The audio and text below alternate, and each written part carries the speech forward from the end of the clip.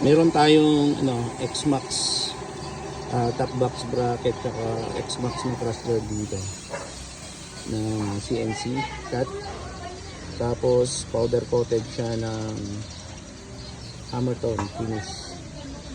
So ano rin siya, scotch proof din siya.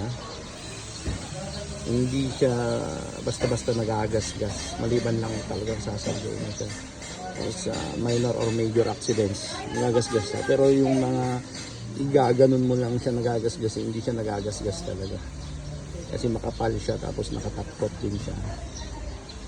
So ang kagandahan kasi ng hammer tone finish, lahat ng mga edges niya na matutulis is para siyang bumilog, makinis lahat, wala kang makikitang matulis. Kumbaga makinis lahat siya kasi makapal siya talaga, makapal ang pagka powder niya.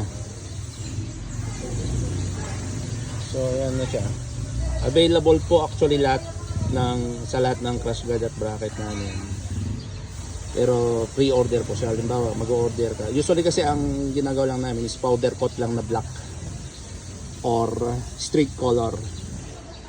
Ito kasi medyo maproseso siya, kaya mas mahal lang siya sa standard na price ng mga bracket at crush guard.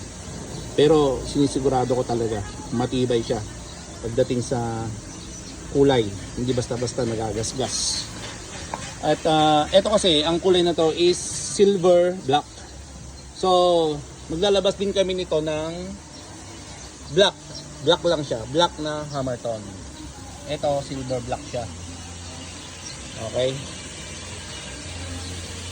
para sa X-Max V1 at V2 na to, plug and play din siya.